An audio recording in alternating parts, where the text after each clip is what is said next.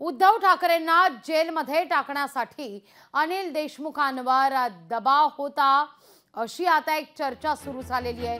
100 कोटींच्या खंडणीचे आरोप राजकीय फायद्यासाठी करण्यात आले नाही ना, अशी ही चर्चा आहे। श्याम मानवांनी केलेले आरोप फडणवीसांनी फेटाळलेले आहेत। अनिल देशमुखांचे क्लिप बाहेर काढण्याचा फडणवीसांचा इशाराच आहे। पाहूया।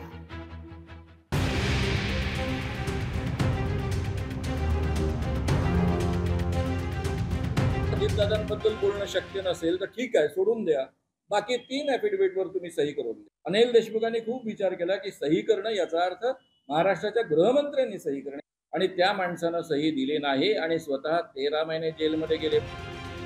उद्धव ठाकरे, आदित्य ठाकरे आणि अनिल परबांना ईडीच्या फेऱ्यात अडकवण्यासाठी दबाव आणल्याचा आरोप श्याम मानव यांनी केला।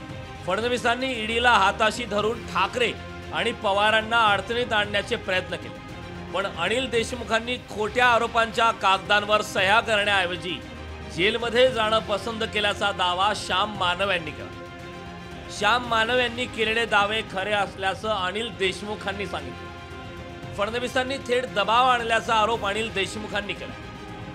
देवेंद्र फडणवीस यांनी माझ्याकडे एक माणूस पाठवून हे 4 ॲफिडेव्हिट तुम्ही करून द्या, आणि देवेंद्र फडणवीसनी 3 वर्ष मी सांगितलं होतं याच्यावर तुम्ही सही करून द्या, तुम्हाला ईडी लागणार नाही, तुम्हाला सीबीआय लागणार नाही। अशामध्ये त्यांनी 3 वर्षापूर्वी मला ॲफिडेव्हिट करून द्यायसाठी दबाव टाकला होता। त्यावेळेस मी त्यांना स्पष्ट सांगितलं की मी हे ॲफिडेव्हिट करून देणार नाही।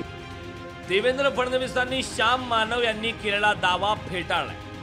श्याम मानव यांचं वक्तव्य एका इकोसिस्टीमचा भाग असल्याचा आरोप फडणवीसांनी केला। दुर्दैवाने मला असं वाटतं की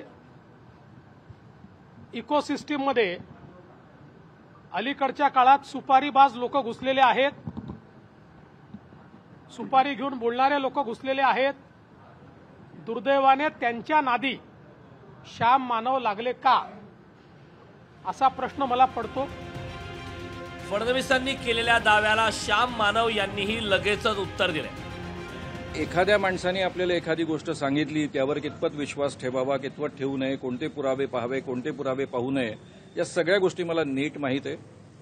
माझी क्रेडिबिलिटी अत्यंत महत्त्वाची आहे। मी आयुष्यात कधी खोटं बोलत नाही, कधी खोटी मांडणी करत नाही, आणि त्यामुळे हे बोलण्याच्या आधीच या सगळ्या गोष्टींचा मी विचार केलेला आहे, आणि मी आज पहिल्यांदा नाही बोललो, तुम्ही आता आज महत्त्व देत आहात। अनिल देशमुखांनी खोटे नाटे आरोप केल्यास अनिल देशमुखांच्या काही ऑडिओ व्हिडिओ क्लिप जाहीर करण्याचा इशारा फडणवीसांनी दिला। त्यांच्याच पक्षाच्या लोकांनी त्या काळातल्या त्यांचे काही ऑडिओ व्हिज्युअल हे मला आणून दिलेले आहेत। या संपूर्ण जे आरोप आज आमच्यावर लावतायत त्या संदर्भात ते काय बोलतायत, वाझेवर ते काय बोलतायत, या सगळ्या गोष्टी आहेत।